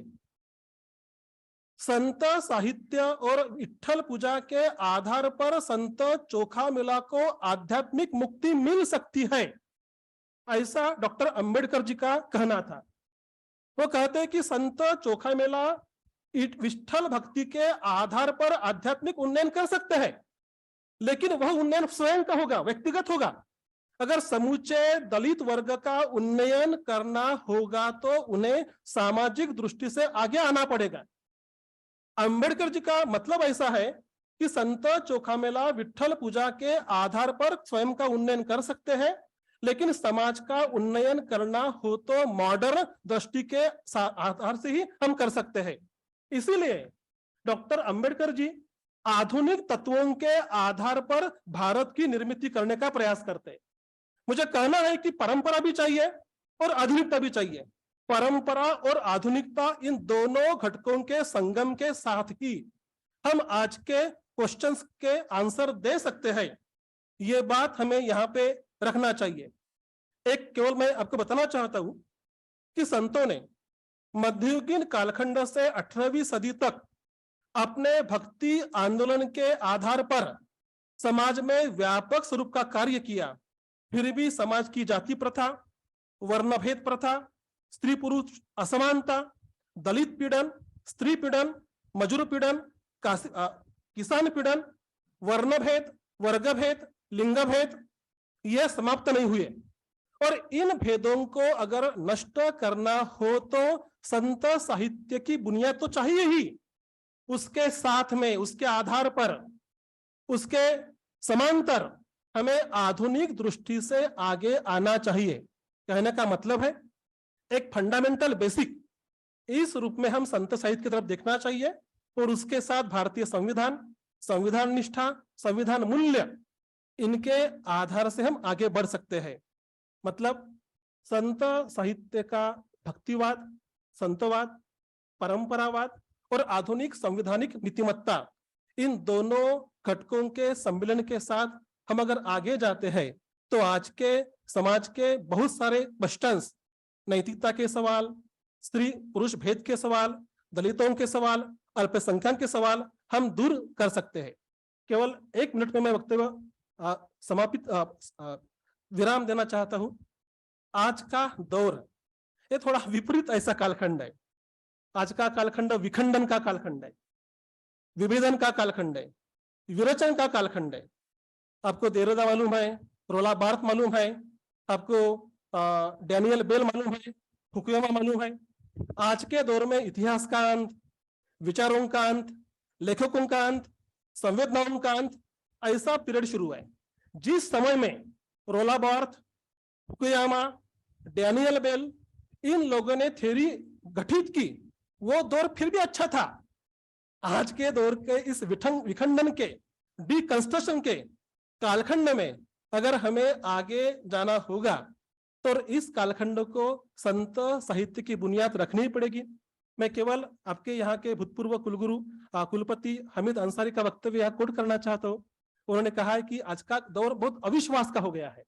इस अविश्वास के कालखंड में हमें समाज में विश्वास अगर निर्माण करना होगा तो वह हम संत साहित्य के नींव के आधार पर कर सकते हैं, लेकिन उसके साथ हमें आधुनिकता का स्वीकार करना होगा। परंपरा और आधुनिकता इन दोनों के संगम के साथ हम आगे जाएंगे तो हम सभी सवालों को हल कर सकेंगे। ऐसा मैं बातें रखता हूं और मेरे वाणी को विराम देता हूं। सभी को धन्यवाद, नमस्कार। बहुत बहुत शुक्रिया सर। आपने संत साहित्य, अंबेडकरवाद, मानवतावाद, जीवन के मूल्य, सभी विषयों पर अपना वक्तव्य यहाँ पर रखा है।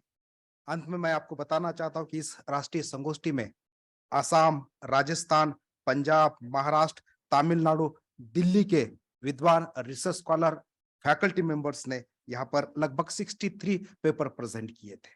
और अंत में इस संगोष्ठी में जिसने सफल करने में महत्वपूर्ण योगदान दिया है, लगभग 1 माह से जो रिसर्च स्कॉलर मेरे साथ में काम कर रहे हैं, ऐसे पंजाबी रिसर्च स्कॉलर दयाराम, इनका मैं पीवीसी साहब से दरखास्त करता हूं कि वो दयाराम को स्मृति चिन्ह देकर सम्मानित करें।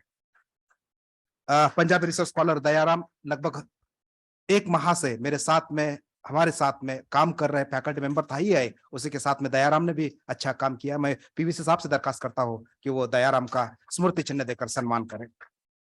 उसके बाद हमारे रिसर्च स्कॉलर जो कश्मीर रिसर्च स्कॉलर है पर डिपार्टमेंट में हर क्षेत्र में जिन्होंने महत्वपूर्ण योगदान दिया है, ऐसे शाकिर अहमद नाइको जिसने डाइस से लेकर मैनेजमेंट तक काम किया है, शाकिर अहमद नाइको, इनको भी पीवी साहब से मैं दरखास्त करता हूँ वो सम्मानित करें। उसके बाद हमारे रिसर्च स्कॉलर अमनदीप कौर, हाँ, उसके बाद अमनदीप कौर,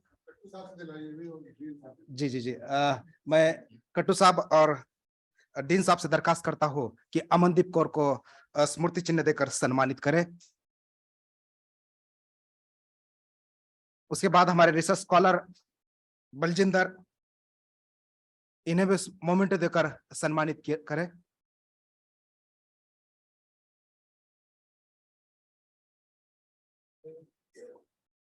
इसके बाद इस राष्ट्रीय संगोष्ठी का बैनर, ब्राउचर, इन्विटेशन कार्ड जो बनाने में जिसने महत्वपूर्ण योगदान किया है, जो हमारे अलीगढ़ मुस्लिम यूनिवर्सिटी के डिस्टेंस एजुकेशन के स्टूडेंट है, ऐसे मोहम्मद हुसैन, इन्हें भी मोमेंट देकर आदरणीय लेंडे सर और पीवीसी साहब को मैं इस बच्चे को स्वागत करने के लिए विनती करता हूँ। जो मोहम्मद हुसैन जो डिस्टेंस एजुकेशन से साइंस में जो पढ़ाई कर रहे हैं और इस संगोष्ठी में जो काम करने के लिए सर्टिफिकेट होंगे, बैनर होंगे, ब्राउचर होगा, ये सब इसमें इन्होंने महत्वपूर्ण योगदान दिया। अंत में इस संगोष्ठी के प्रमुख अतिथि जो प्रोफेसर मोहम्मद गुलरेज साहब, ये सेमिनार व्यस्त होते हुए सवेरे से सर के मीटिंग चल रहे, सर आए, सर हमारे विश्वविद्यालय के प्रो हाई चांसलर है, सर इंटरनेशनल स्टडीज के डीन रह चुके हैं, सर एग्जीक्यूटिव काउंसिल के 2 बार मेंबर रह चुके हैं, department of West Asian studies के सर लगभग 6 साल चेयरपर्सन थे, प्रो शिक्षा विस्तार केंद्र के सर डायरेक्टर थे, sir Rwanda Africa visiting professor थे, Sri Lanka, Bangkok, Thailand, America, Iran, Pakistan, Libya राष्ट्र का जिसने दौरा किया है, ऐसे आदरणीय पीवीसी साहब यहाँ पर उपस्थित है। मैं सर से दरखास्त करूंगा कि वो संबोधित करें।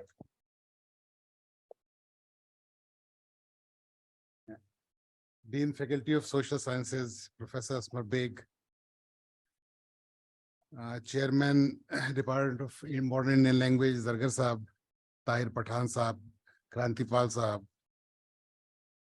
Lende Shirendra Saab, Kattu Saab, Mishra ji, dear faculty members and my dear students, there is no denying of the fact that this happens to be a very important seminar on a very important theme, and I must say is a very timely theme, because everybody needs to understand and everybody should understand as to what is morality, how the interpersonal relations are maintained, and how can we live in a multicultural society.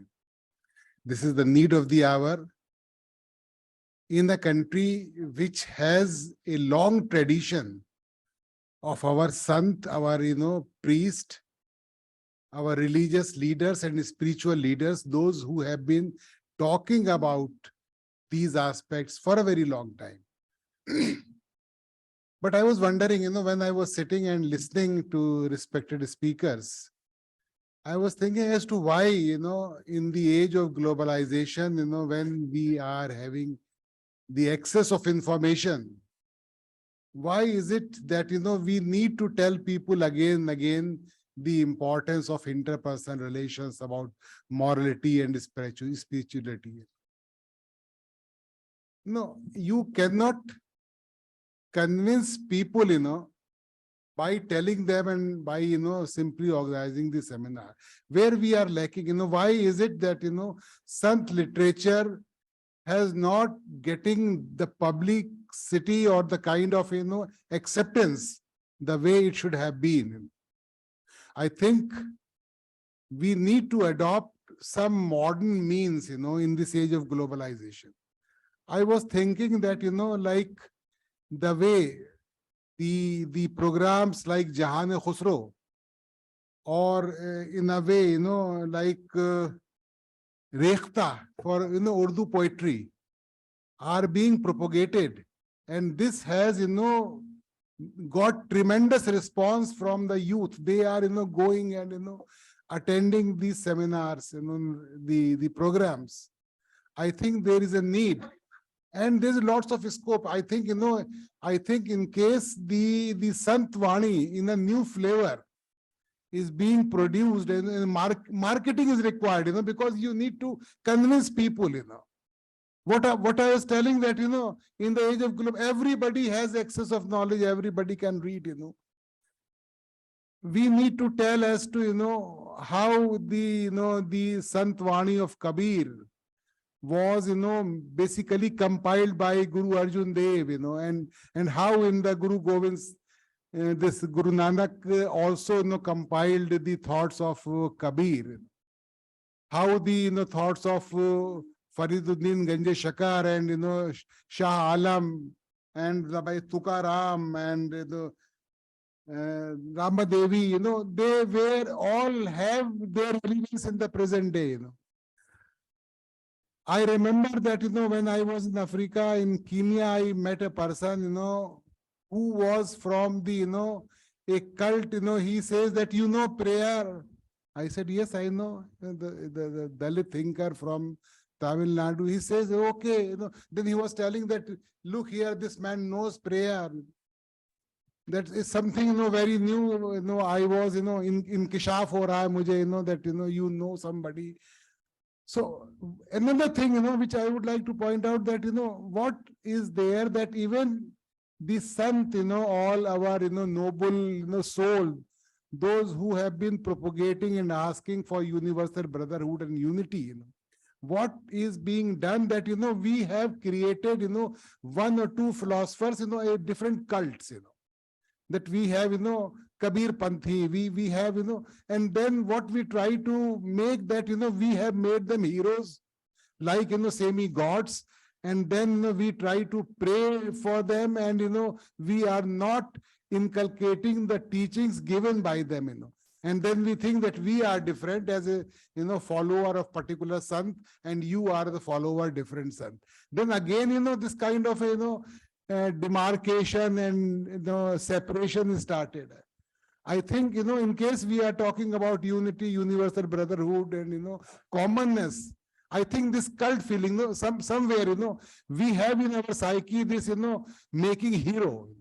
And that is why the Indian Bollywood movies, that one hero is, giving, 5 to 10 villains at one time, and then we are clapping. This psyche of, making hero is in our thinking, in our psyche somewhere.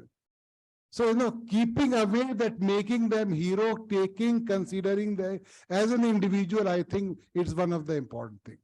Second aspect, I just, thinking that why is it so that, that we do not have Sant in 21st century or 20th century, Cannot we accept like Bhagwan Rajneesh, for that matter? Maybe you may accept his teachings or not, but why we have stopped, this Sant Vani that, okay, the 15th, 16th century was a glorious period. After that, एक भी शेर याद आ रहा, आप सब mature लोग हैं कि चलता रहने दो मियाँ सिलसिला दिलदारी का आशिकी दिन नहीं है कि मुकम्मल हो जाए. So what I am talking that, this Guru Vani, that, the noble soul, you cannot say that, okay, 16th, 17th century, we have in Western political thought, we have in Indian political thought that, Sant or the thinkers are emerging and coming, What we have respected that, we have made, a slab that, that after that, like the Sant, we have idealized, In our thinking somewhere, we have given a parameter that this Sant is only of that level, that after that Sant will not be there. I think, you should, as a scholar, also think on these points that Sant is a continuous process. The noble soul will always be there. They will be coming and enlightening. I think every scholarship must be understood in time and space. That our parameters may keep on changing. In case you would be telling the present generation the same only yardsticks, they may not be attracted. I think the Sant, the noble souls, the scholars must be understood in a different light, in the present parameters of 21st century. Then only I think the purpose of the seminar and your scholarship and bringing the message to the world across, to not only in India, across the world will be acceptable. I think I once again thank you, the department, for giving me this opportunity and for organizing topic of the seminar, which is so relevant, and I congratulate, it's the flagship department and the university as a vice chancellor, whatever, the facility and, cooperation you would require from the university, we are willing to give you, and thank you very much. बहुत बहुत शुक्रिया sir. जैसे कि हमने देखा कि संतों की वाणी पे हम जिक्र कर रहे हैं, जियाउल रहमान साहब, मैं आपको बताना चाहूंगा, संत साहित्य के अभ्यासक यहाँ बैठे हैं। जैसा कि कीर्तन स्टार्ट होता है रात में 8 बजे, और 8 बजे स्टार्ट होने के बाद काफी भीड़ जमा रहती है। धीरे धीरे जैसा समय 9 बजते हैं, भीड़ कम होने लगती है। 11, 12 बजे तक पूरी भीड़ धीरे धीरे निकल जाती है। उस कीर्तन में एक आदमी बैठा रहता है। उस महाराज पूछते कि भाई आप क्यों रुके हैं? सब तो चले गए, कीर्तन चल रहा है। उसने बोला, महाराज जी, आपके पैर के नीचे जो चद्दर है वो मेरी चद्दर है, मैं लेने के लिए यहाँ पे रुका है। पर मैं पीवीसी साहब को मैं बताना चाहता हूँ कि जब इनॉग्रल हमारा स्टार्ट हुआ था आर्ट फैकल्टी लॉज में, वहां पे भी उतनी भीड़ थी, वो कमरा बंद हमें पूरा नहीं रखा था। आज भी समापन हो रहा है। ऐसे समापन में भी आज संत साहित्य पे प्रेम करने वाले सभी रिसर्च स्कॉलर छात्र यहाँ मौजूद है। यही इस राष्ट्रीय संगोष्ठी की सफलता। मैं विश्वविद्यालय के प्रशासन को, वीसी साहब को, पीवीसी साहब को, सर ये हमारी सफलता नहीं, ये आप लोगों ने हमें जो सहकार्य किया, उस सहकार्य के माध्यम से हम ये राष्ट्रीय संगोष्ठी सफल करने जा रहे हैं। वीसी साहब ने कहा है कि जब मैं डिपार्टमेंट मॉडर्न इंडियन लैंग्वेज को देखता हूँ तब मुझे पूरा भारत दिखाई देता है। एक तरफ पंजाब, महाराष्ट्र, गुजरात, तमिलनाडु, सब भाषाओं के क्षेत्र यहाँ पर है। ऐसे क्षेत्र में आप बार बार यहाँ पर आते हैं, हमें संबोधित करते हैं, हमारे हौसला अफजाई करते हैं। इसलिए मैं वीसी साहब के, पीवीसी साहब के तहे दिल से शुक्रिया अदा करता हूँ। और अंत में हमारे मलयालम सेक्शन के इंचार्ज प्रोफेसर ए नजुम साहब से दरखास्त करता हूँ कि वोट ऑफ थैंक्स करें। प्रोफेसर ए नजुम साहब।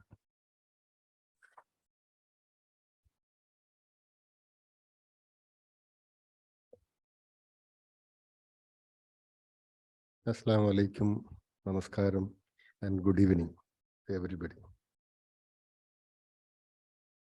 It's a proud occasion and a privilege to me for submitting the gratitude to our respected dignitaries and the respected participants. Before that, I have to submit one thing in front of you, in front of me, including that actually our rainbow has 7 colors, I think, sir. Modern Indian languages should be the rainbow of our Aligarh Muslim University. We would like to expand that 7 number into 16. 6 plus 1 is equal to 7. That means in India, we can see 16 of main languages, 16 languages at least. We should elaborate the Department of Modern Indian Languages by inculcating 17 languages. At the same time, we are very proud to have a faculty of international studies. We are very proud, sir. Likewise, we request the administration, the higher people, to start a faculty of national studies, means a faculty of Indian languages. That is our humble request, because we are proud of our Indian languages. That is the main submission in this occasion towards the higher authorities, sir. Okay, it is my duty to extend the gratitude to the dignitaries and the participants. Anyway, first of all, our respected Pro Vice Chancellor, he, within a few minutes, he delivered one wonderful speech. At last, he concluded that we have to find out the real relevance of Sandhi literature. That means we are living in post-modern age. We have to see through the post-modern perspectives towards Sandhi literature. Am I right, sir? So it is only as beginning. Definitely our the Tahir Pathan will conduct a next seminar, international seminar here. It will be expanded.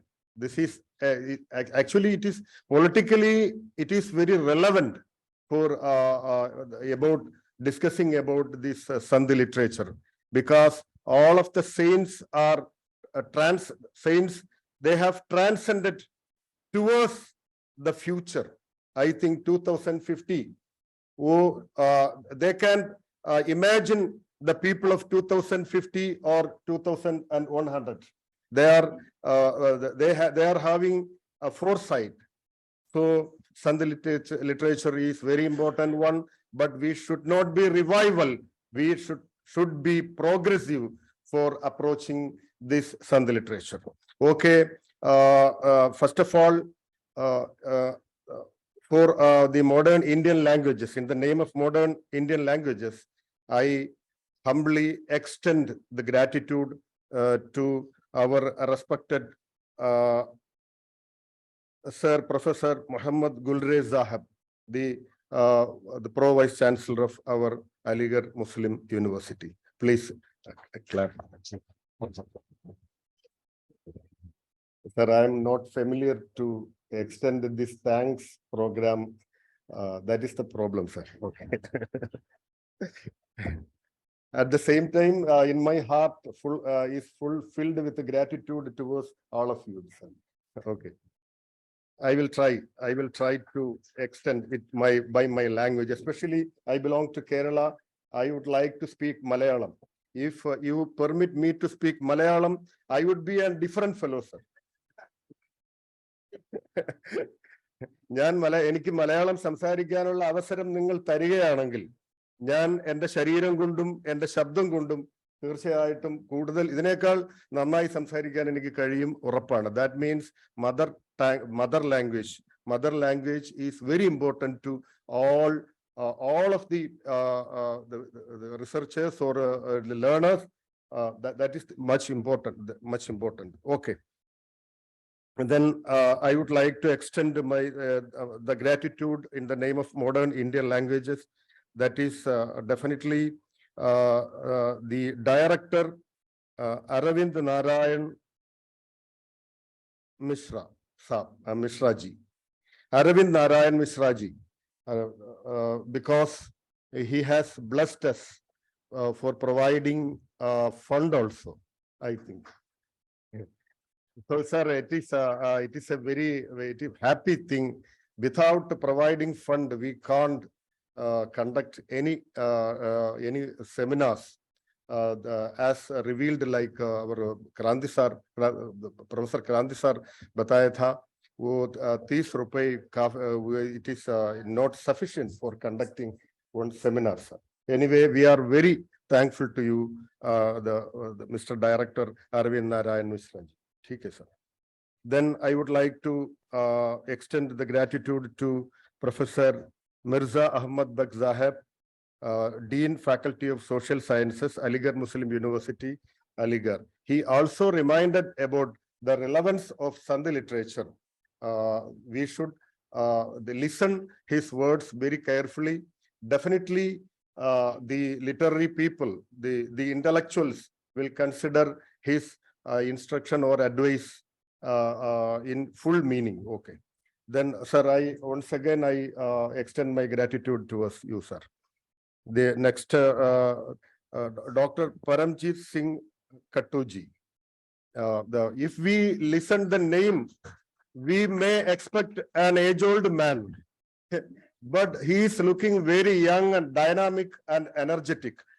how can give you thanks with our limited language of source.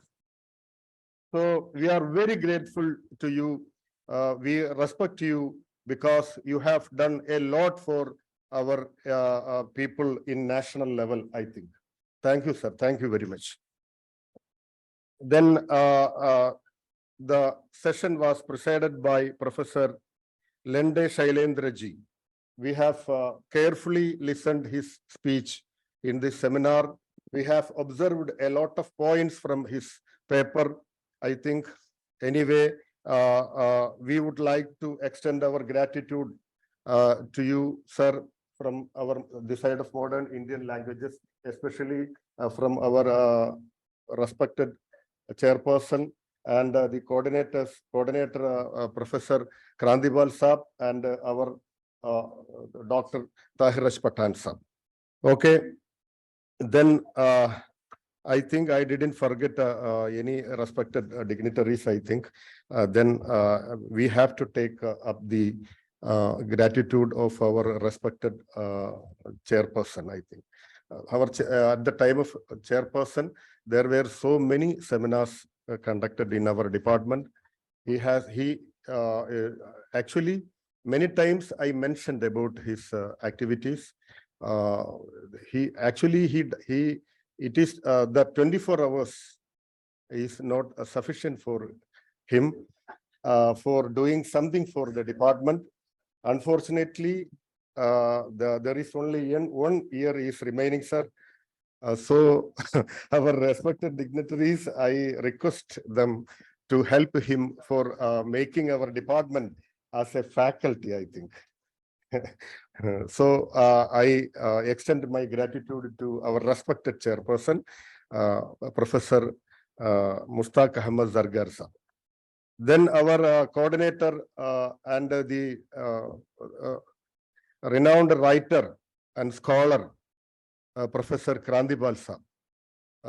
He is looking very peaceful, and he is always doing very, very worthful things. That is the attitude of our Professor Krantipal sir. He also helped a lot for conducting this seminar in this manner. We all are grateful. We all are submitting our thanks or gratitude to our Professor Krantipal sir. Sir is not being here. Above all, we all are waiting. How can we thank to our Dr. Tahir Pathan sir? He was looking all in all, and he's behaving very properly, saying the motivating very properly, and we have no. I'm sincerely saying that there is no words for producing or giving gratitude to Dr. Tahir Pathan. He made our department very famous because of the conductions of lot of seminars and publications of lot of books. Yesterday also, we came to see that 3 books, I think around 900 pages, sir. It was the effort of our Dr. Tahir Pathan. We have to admit the dynamism of academicians. Otherwise, it will not be an university. So we will be with you, sir, for your pioneering activities inside the department. Nowadays, our department became very, very popular because of the academic activities. Because of you, above all of the respected dignitaries who have listened very carefully and patiently for 2 days, I extend our gratitude to our respected dignitaries, participants, research scholars, above all, my dearest colleagues, Professor Dr. Amina Khatun, Dr. Tamil Selvan, Dr. Kasim H. Pathan, Mr. Rafsal Babu, our senior professor, Professor T.N. Sadishan. I think, yes, we are like a family. We are behaving like brothers and sisters. Sometimes we will quarrel, Sometimes we will play each other. Then such kind of a house is home is our it is our modern Indian languages. Anyway, I am very happy. I am very happy to extend once again the gratitude towards all of my colleagues, scholars, the dignitaries, and above all our chief guest once again. And also I would like to reminder the request from the modern Indian languages. Sir, please make our department as a faculty of this university. We will do wonderful things in our faculty, not in our department. Thank you very much. Assalamu alaikum. बहुत बहुत शुक्रिया नजूम साहब, सभी अतिथिगण का विभाग की जानिब से शुक्रिया। उसी के साथ में न्यूज रिपोर्टर, विश्वविद्यालय के प्रशासन और टेक्नीशियन हबीब भाई, फोटोग्राफर और प्यारे छात्र छात्राओं का मैं तहे दिल से शुक्रिया अदा करता हूँ। और अंत में जॉनी फॉस्टर साहब विश्वविद्यालय के रिवायत के हिसाब से तराना और नेशनल एंथम यहाँ पेश करेंगे और बाद में ये प्रोग्राम यहाँ खत्म हो जाएगा। जॉनी फॉस्टर साहब के लिए जोरदार तालियों में इस्तेमाल करें।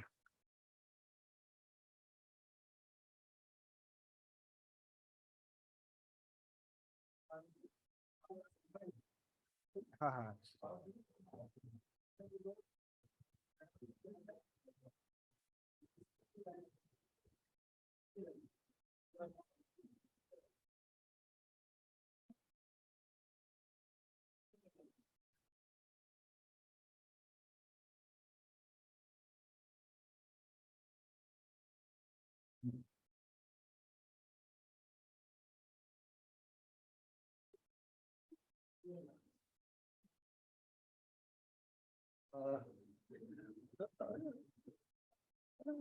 तमाम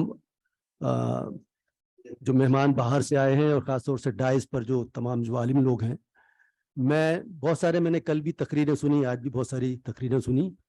अगर मुझसे कहा जाता कि मैं कुछ शायरी में या कुछ मिसरों में इस पूरे 2 दिन के सेमिनार को निचोड़ के कुछ बता दूं तो बस 2 मिसरे आप सबकी नजर कर रहा हूं। कभी कभी छोटी मोटी शायरी करता हूं, लिखता हूं। खुदा ने दी है जो हमको वही पहचान रहने दो, खुदा ने दी है जो हमको वही पहचान रहने दो। हम इंसान हैं, फकत इंसान, हमें इंसान रहने दो।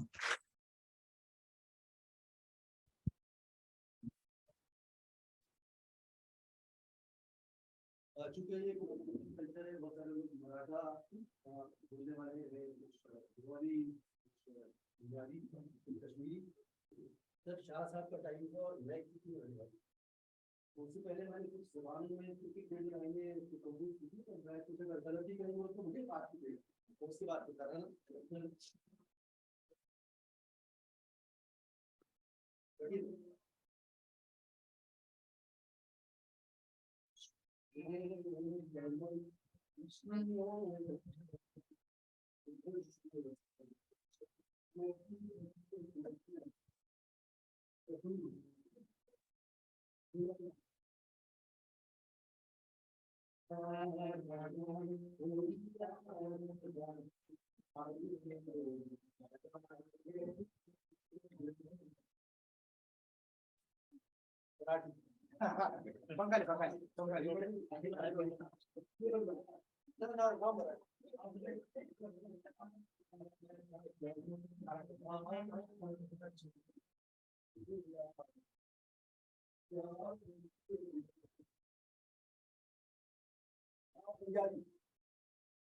गलती की बात